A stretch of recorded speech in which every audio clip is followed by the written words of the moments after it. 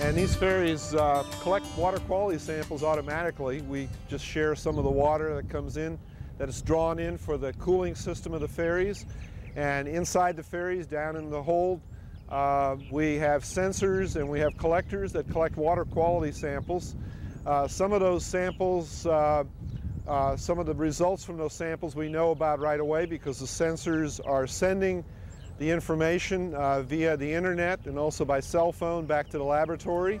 The water flows in through a pipe that comes in through the hull. It's water that is shared with the cooling system of the ferry.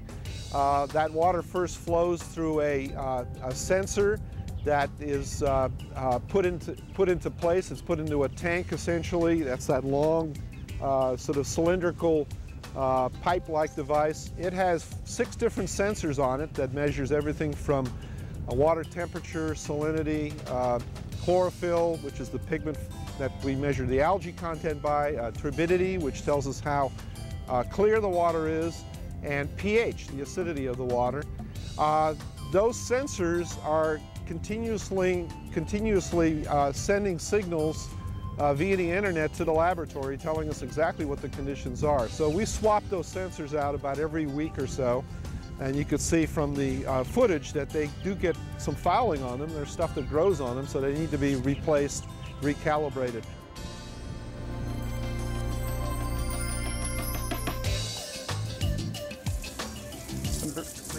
Bring back the probe, clean the different sensors up. Each different probe on here is for a different parameter. There's turbidity, chlorophyll, pH, and temperature and salinity. So I'm going to clean these up and get them back all cleaned up, and then we're going to put them in standards to recalibrate them.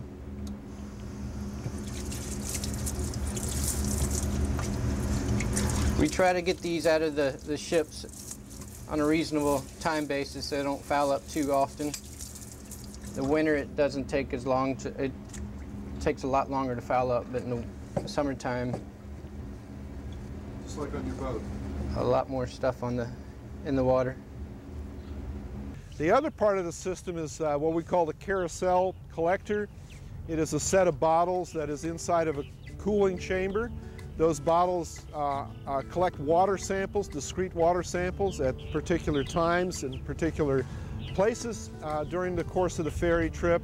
And then we collect those water samples and bring them back to the laboratory for more sophisticated analyses, things like the nitrogen content, phosphorus content, major nutrients, organic matter, other pollutants, and essentially and even things like harmful microorganisms that might be in the river.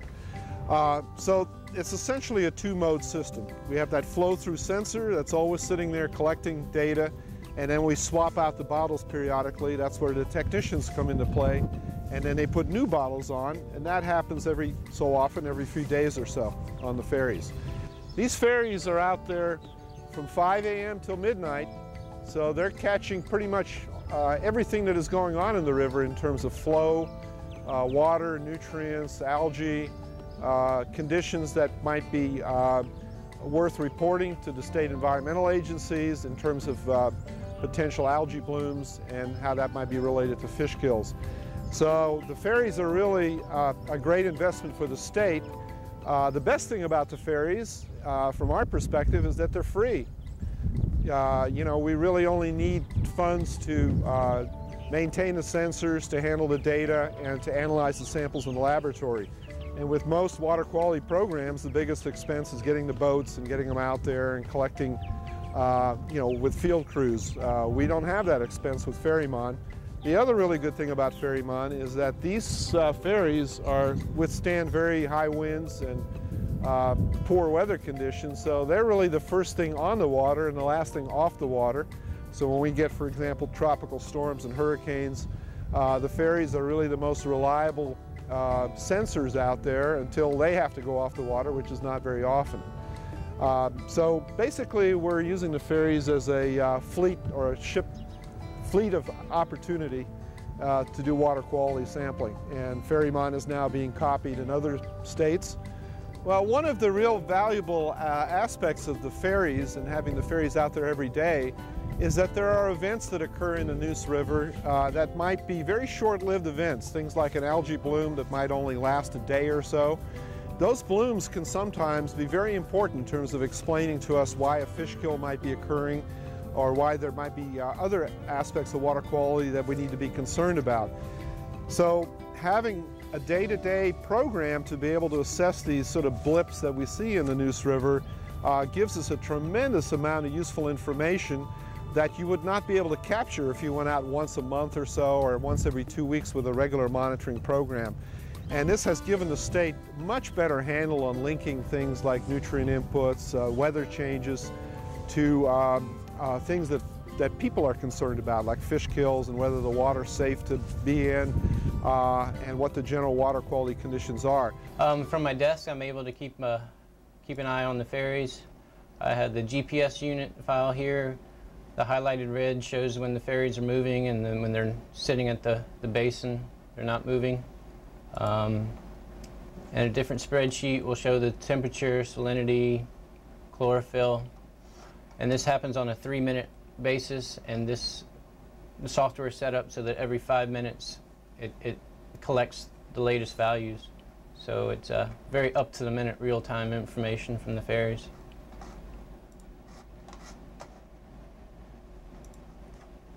We're able to see the chlorophyll blooms slowly increase over time, and that's a good asset for us to know when we need to get out there for some extra monitoring. One of the values of having a transect, what we call a transect, being able to collect data all the way from one side of the estuary to the other, is you can see quite clearly in this particular instance, there's an algae bloom here on one side of the estuary, which is the dark blue colors, but the other side of the estuary is pretty free of this organism. This is a picture of the algae that we're talking about, and it turns out in this particular case these are problematic organisms. These are dinoflagellates that can be related to fish kills. One of the things we noticed, and the agencies have noticed for a long period of time, is that sometimes fish kills are only reported on one side of the estuary as opposed to the other. Well, here you can see the smoking gun, essentially. That is the piling up of the organisms that produce the toxins that can kill the algae. So it's really helping us be able to link events that can be very limited in space and time to something that we all care about, fish kills, for example, in terms of causation and what's responsible. And the ferries have really been terrific in giving us that spatial capability. So it's taken a lot of the mystery out of these fish kills. The other thing is, once we know where the algae are, then we can start looking at nutrients and other factors that are coming down the estuary that may be enhancing the growth of those algae, and then link that back to what kinds of nutrient reductions we need to think about or potentially undertake in order to minimize those kinds of blooms. One of the real benefits of FerryMon is that it's taken technology, and the technology is advancing as we're speaking, and it's able to put it into format like these graphs and indicators and rapid indicators of algae blooms, for example. It's able to put it in a format that's not only understandable to us researchers and scientists, but also to the public at large, by linking the data to graphs, remote sensing, images of the estuary, so that the public can actually see how the estuary works and why we have to, for example, reduce nutrients at times to avoid specific problems that can be linked to detrimental impacts like fish kills. So we're using the technology here not just for the sake of science, but putting it into a way of communicating that is allowing the public at large, as well as managers and scientists, to understand how this system works across a wide spectrum of people with educational backgrounds. And I think that's one of the really exciting things about FerryMon and using this technology. Really, none of this would be possible without having a partnership with agencies and companies that enhance the technology and enhance the communication capabilities. For example, the Department of Environment and Natural Resources is one of the key users of our data, But they also exchange data with us so that we can kind of put our data in the context of, you know, how this system has worked over the last 20 years, for example. DOT provides the ferries. Without that, there would be no FerryMon. And they've been excellent partners and very enthusiastic about operation of the equipment. They turn it on at night and turn it off. I'm sorry, they turn it on during the day, turn it off at night. They're big partners. And then we have brought in corporate partners like Time Warner, which have helped us with communication of this data. Having this data available now on the internet has made real-time assessments of water quality in this estuary possible. We can now get on the phone and say there's a problem out there. We should probably go and pursue it for the public interest and for the safety and health and you know, seafood quality, etc. of this estuary. That can all be done now within a matter of hours once we see the data and we see there's an issue or a problem out there. And looking at the other side of that coin, we can, on many, many more days, proclaim that the estuary is in good shape and healthy, and we should enjoy it and appreciate it as a very valuable resource for the state.